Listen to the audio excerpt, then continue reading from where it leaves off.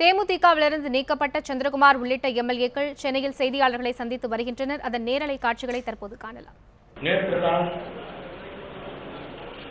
என்னுடைய தலைவர் கேப்டன் அவர்களை பற்றியோ எங்களுடைய அந்நியவர்களை பற்றியோ எந்த இடத்திலும் தவறாகவோ மரியாதை குறைவாகவோ நடந்து கொள்ளவில்லை. முழுக்க முழுக்க எங்களுடைய கருத்துக்கள் என்று சொன்னால், எங்கள் என்று சொன்னால் நான் மட்டுமல்ல, இங்கு இருப்பவர்கள் மட்டுமல்ல, ஒட்டுமொத்த தமிழகத்திலே இருக்கின்ற நிர்வாகிகள் தொண்டர்களுடைய கருத்தை தான் எங்களுடைய கருத்துக்களாக நாங்கள் வெளிப்படுத்தினோம்.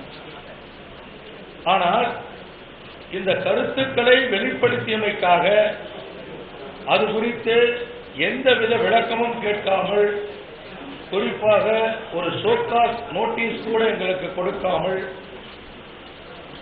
அதிலே கலந்து கொண்ட எங்கள் அனைவரையுமே கட்சியின் அடிப்படை உறுப்பினரிலிருந்து நீக்கியிருக்கிறார்கள்.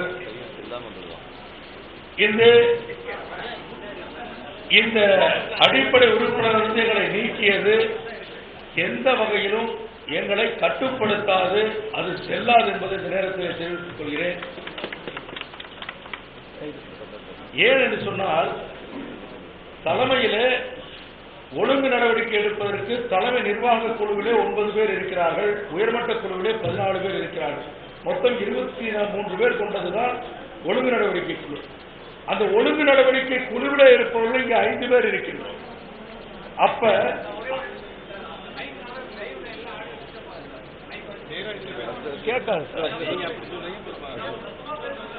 இந்த ஒழுங்கு நடவடிக்கை குழுவிலே 23 பேர் இருக்கிறார்கள்.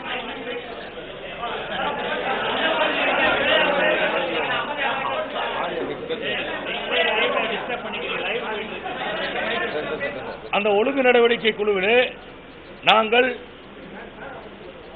இருப்பவர்களை நிச்சயமாக எந்தவித விளக்கமும் கேட்காமல் நடவடிக்கை எடுப்பதற்கான சட்ட விதிகள் எங்கள் கட்சியினுடைய பைலாவிலே கிடையாது. ஏனென்று சொன்னால், தலைவருக்கு அதிகாரம் கொடுக்கப்பட்டிருக்கிறது. என்னவென்று, கட்சியிலே இருக்கின்ற ஒரு கிளை செயலாளரோ அல்லது ஒன்றிய செயலாளரோ நகர செயலாளரோ வரையிலும் அவர் தவறான நடவடிக்கையில் ஈடுபடுகிறார் என்று தலைமை கருதினால், அப்பொழுது கூட இந்த 23 பேர் கொண்ட குழுவினுடைய பரிந்துரையின் பேரில் தான் கேப்டன் அவர்கள் நடவடிக்கை எடுக்க முடியும்.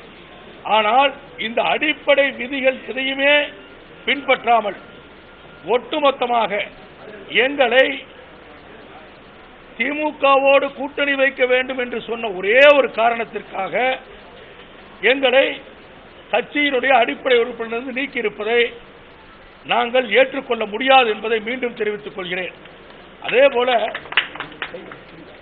அதேபோல நாங்கள் நேற்று கூட எங்களை கண்டித்து தலைமை கழகத்திலே சட்டமன்ற உறுப்பினர்களையும் மாவட்ட செயலாளரும் வரவழைத்து பேட்டியளிக்க சொல்லியிருக்கிறார்கள். நான் பெயரை குறிப்பிட விரும்பவில்லை. அதிலே பலரும் என்னிடத்தில் தொலைபேசியிலே தொடர்பு கொண்டு இதுபோன்று உங்களை சொல்ல சொல்கிறார்கள். எங்களுடைய கருத்தை தான் நீங்கள் வெளியிட்டீர்கள், அதற்காக எங்களை தவறாக நினைக்க வேண்டாம், உங்களை போன்று இதை பேசுவதற்கு எங்களுக்கு தைரியம் இல்லை, அதனால் உங்களிடத்தில் நாங்கள் சொல்லி இருந்தோம் என்று சொல்லியிருக்கிறார்கள். நான் இந்த பத்திரிகையாளர் சந்திப்பிலே கேட்கிறேன், உங்களிடத்திலே தலைமையிலே கேப்டனிடத்திலே எத்தனை மாவட்ட செயலாளர்கள் இன்றைக்கு நான் தேர்தலிலே போட்டியிட விரும்பவில்லை, இந்த கூட்டணியிலே போட்டியிட்டால் என்னுடைய குடும்பம் நடுத்தெருவிற்கு வந்துவிடும் என்று சொல்லி கட்டிய பணத்தை திரும்ப பெற்றிருப்பது உண்மையா இல்லையா? எத்தனை சட்டமன்ற உறுப்பினர்கள் நான் மீண்டும் போட்டியிடவில்லை என்று சொல்லி நான் செலுத்திய பணத்தை திரும்ப பெற்றிருக்கிறார்களா இல்லையா? இன்னும் மாவட்ட அளவிலே முக்கிய பொறுப்பிலே இருப்பவர்கள் எத்தனை பேர் இன்றைக்கு உங்களிடத்திலே போட்டியிட விரும்பவில்லை என்று சொல்லி இருக்கிறார்கள்? இதை மாநில நிர்வாகிகள் எத்தனை பேர் சொல்லி இருக்கிறார்கள், ஒதுங்கி இருக்கிறார்கள்? இதைத்தானே நான் சொன்னேன். அப்பாவி தொண்டர்கள் 1-2 பேரை பிடித்து வைத்துக் கொண்டு அவர்களை கொண்டு வந்து வேட்பாளராக நிறுத்துவதற்கு முயற்சி செய்கிறீர்களே, பலிகடா வாக்குகிறீர்களே, இது நியாயமா என்பதுதான் என்னுடைய கேள்வி. அதே சமயத்தில் இப்படி பணம் கேட்டு தேர்தலில் நிற்கவில்லை என்று சொன்னவர்கள் எல்லாம் இப்பொழுது உங்களுக்கு நல்லவர்களாக தெரிகிறார்களா, அல்லது எங்களிடத்திலே தன்னுடைய கருத்துக்களை பல முறை ஆணித்தரமாக அழுத்தம் திருத்தமாக சொன்னவர்கள் எல்லாம் இன்றைக்கு வரவழைத்து அவர்களை வைத்து எங்களுக்கு எதிராக நீங்கள் பத்திரிகைகளை பேட்டி சொல்கிறீர்கள். எங்களிடத்தில் என்ன தவறு இருக்கிறது? இரண்டாவது, இப்பொழுது பொதுவாகவே ஏதோ பணத்தை பெற்றுக்கொண்டு யாருக்காகவோ நாங்கள் வேலை செய்வதை போன்ற ஒரு தோற்றத்தை உருவாக்க முயற்சி செய்கிறார்கள். நான் கேட்கிறேன், 5 ஆண்டு காலம் அதிமுக ஆட்சியிலே 9 சட்டமன்ற உறுப்பினர்கள் வெளியேறினார்கள். அதிமுக ஆட்சியிலே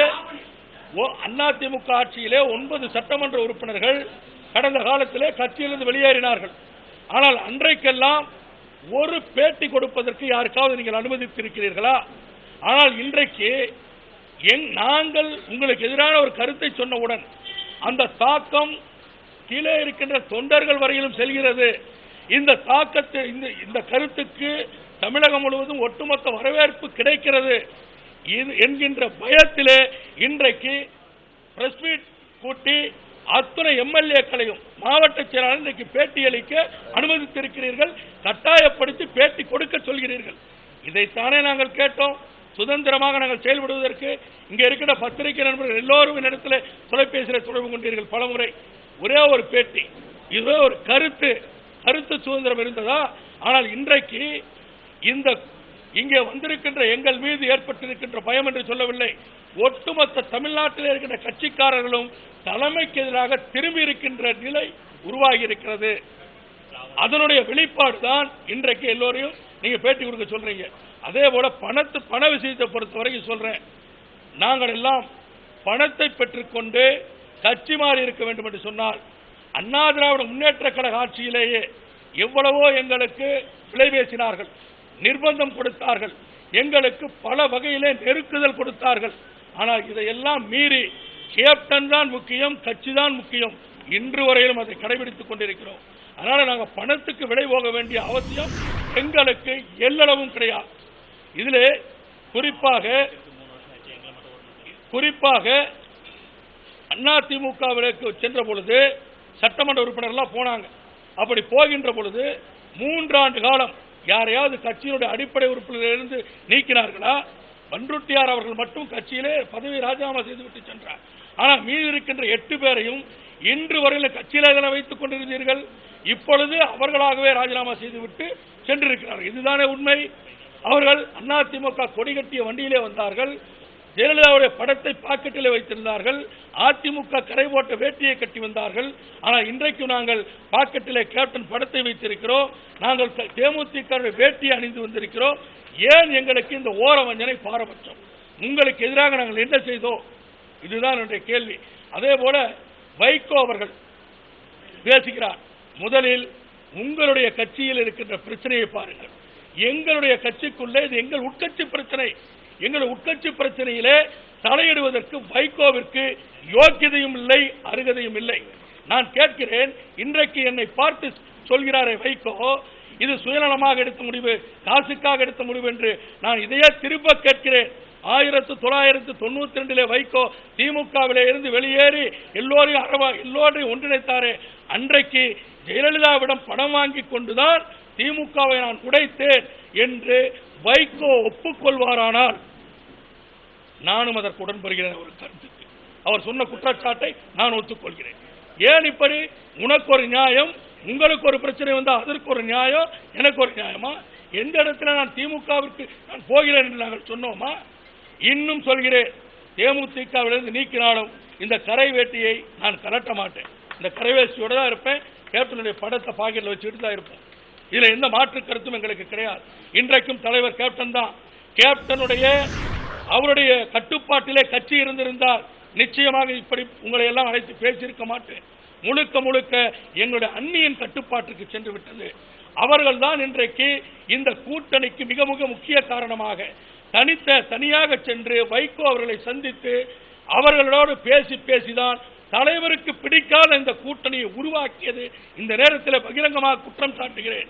தலைவருக்கு பிடிக்காத, தலைமையில் இருக்கிற நிர்வாகிகளுக்கு பிடிக்காத, தொண்டர்களுக்கு பிடிக்காத இந்த கூட்டணியை உருவாக்கியது எங்களுடைய மரியாதைக்குரிய அண்ணி. அவர்களால் தான் இன்றைக்கு இந்த இயக்கம் அதல பாதாளத்திற்கு சென்று கொண்டிருக்கிறது. இந்த இயக்கம் தமிழகம் முழுவதும் ஒரு மிகப்பெரிய அச்சத்தோடும் மிகப்பெரிய ஒரு தோல்வி அடையக்கூடிய சூழ்நிலையும் இருக்கிறது. இன்றைக்கு சவால் விட்டு சொல்கிறேன், இந்த கூட்டணியோடு இணைந்திருக்கின்றார் கேப்டன் அவர்கள் 10,000 வாக்குகளுக்கு மேலே ஒரு தொகுதியிலே பெற முடியாது. இதுதான் இன்றைக்கு இருக்கின்ற உண்மையான நிலை. இதைத்தான் நாங்கள் சொல்கிறோம். 10,000 வாக்குகள் பெறுவதற்கு ஒவ்வொரு வேட்பாளரும் 25 லட்சம் ரூபாய் செலவழிக்க வைக்கிறீர்களே. நான் கேட்பது, உங்கள் வீட்டு பிள்ளையாக இருந்தால் இப்படி அவர்களை பலி கொடுப்பீர்களா? அதற்கு மட்டும் அவர்கள் பதில் சொல்லட்டும்.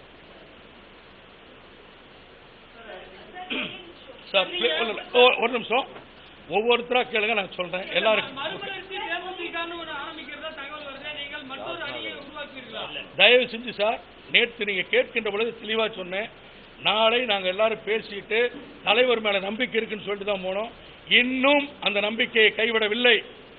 நாங்கள் 10 பேர் இங்க இருக்கோம். எங்க 10 பேர் அடிப்படை உறுப்பினர் நீக்கியிருக்கார், பதவியில் இருந்து எடுத்திருக்கார். அதை பற்றி நாங்கள் கவலை கொள்ளவில்லை. இனியாவது கேப்டன் திருந்தட்டும். இனியாவது கட்சியை காப்பாற்றுவதற்கு தயவு செய்து திமுகவோடு போய் உடன்பாடு வைத்துக் கொண்டு கட்சியை காப்பாற்றட்டும். எங்களை நாங்களே அழித்துக் கொண்டிருக்கிறோம். கட்சியில இருந்து நீ வெளியேற்றிட்டார், அதை பற்றி கவலைப்படவில்லை.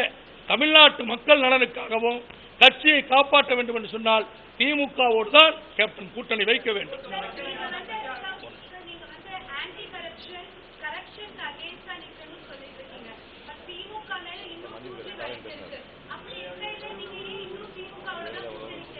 முதல்ல ஒரு விஷயத்தை சொல்லிடுறேங்க. கேப்டன் அவர்கள் இதையெல்லாம் சொன்னாரு, உண்மை, ஒத்துக்கொள்கிறேன். ஆனால் நேர்காணலிலே, முதல்ல அந்த விளக்கத்துக்கு, நேர்காணலிலே எல்லா கட்சியிலிருந்து வந்த அத்தனை பேர்கிட்டையும் திமுகவோட கூட்டணி வைக்கலாமா வேண்டாமா, இத்தனை சீட்டு தான் தர்றேன்றாங்க, இந்த சீட்டுக்கு போகலாமா என்று கேட்டது எதற்காக? இரண்டாவது, கேப்டன் அவர்கள் ஒரு முடிவெடுத்ததுக்கு பிறகு திமுகவுடைய முக்கிய பிரமுகரை அவருடைய இல்லத்திற்கு இவரே சென்று சந்தித்து, நான் உங்களோடு வருவதற்கு தயாராகிவிட்டேன், நீங்கள் எதை பற்றியும் கவலைப்பட வேண்டாம், 200 நாட்கள் பொறுத்திருங்கள் என்று சொல்லிவிட்டு வந்தது உண்மையா இல்லையா? அந்த அடிப்படையிலே திமுக தலைவர் கலைஞர் அவர்களுக்கு அந்த தகவல் சொல்லப்பட்டு பலம் பழுத்துக் கொண்டிருக்கிறது. வெகு விரைவிலே கனிந்து பால் விழும் என்று அவர் சொன்னது அந்த அடிப்படையிலே தான். இதெல்லாம் கேப்டன் எதற்காக சொன்னார் என்பதற்கு அவர் விளக்கம் சொல்ல வேண்டும். First point. இரண்டாவது, நீங்க கேட்ட கேள்வி கேட்கிறேன். மரியாதைக்குரிய திமுக பொருளாளர் ஸ்டாலின் அவர்கள் நமக்கு நாமே பயணத்திலே வருகின்ற பொழுது சொன்னார், தெரிந்தோ தெரியாமலோ திமுக ஆட்சியிலே தவறுகள் ஏற்பட்டிருந்தால் அந்த தவறை திருத்திக் கொள்வதற்கு நாங்கள் தயாராக இருக்கிறோம் என்று அறிவித்திருக்கிறார். இது இரண்டாவது பாயிண்ட். மூன்றாவது பாயிண்ட், ஏற்கனவே ஜெயலலிதா மீது சொத்து குவிப்பு வழக்கு நடந்து கொண்டிருந்தது. அந்த சொத்து குவிப்பு நடந்து கொண்டிருந்த பொழுது கூட நாம் தேமுதிக அவரோட கூட்டணி சேர்ந்தது எதற்காக? தமிழ்நாட்டு மக்களுடைய நலன். அந்த ஒன்றுதான் குறிக்கோளா அன்றைக்கு இருந்தது. அதே குறிக்கோள் சேருவோம். நமக்கு பலம் இருக்கிறது. மக்களுக்கு எதிராக அதிமுக ஆட்சியில மின் கட்டணம், பால் கட்டணம், பஸ் கட்டணம் உயர்த்தப்பட்ட போது எப்படி நாம் குரல் கொடுத்தோமோ அதே போல திமுக ஆட்சியிலே தவறு ஏற்படுகின்ற பொழுது தட்டி கேட்கலாம். இதுல என்ன தவறு இருக்கிறது? இதுதான் எங்களுடைய நோக்கம். இதைத்தான் தமிழக மக்களும் எதிர்பார்க்கிறார். சொல்லிட்டேன் சார், அதுக்கு விளக்க சொல்றேன்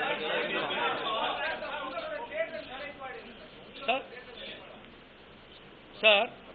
அதாவது நேற்றைக்கு இந்த நாங்க உங்களை சந்தித்த பிறகு நீங்கள் வெளியிட்ட செய்தியினுடைய அடிப்படையில் தமிழகம் முழுவதும் இருந்து பல இடங்களிலே நாங்கள் மாவட்ட செயலாளர் எம்எல்ஏக்கள் மட்டுமல்ல, பல மாவட்டங்களிலே இருந்து அவைத்தலைவர், மாவட்ட பொருளாளர், துணை செயலாளர், ஒன்றியம், நகரம், பேரூராட்சி செயலாளர், கிளை செயலாளர் வரையிலும் பலரும் தொலைபேசியில் அழைத்து எங்களுக்கு ஆதரவு தெரிவித்திருக்கிறார்கள்.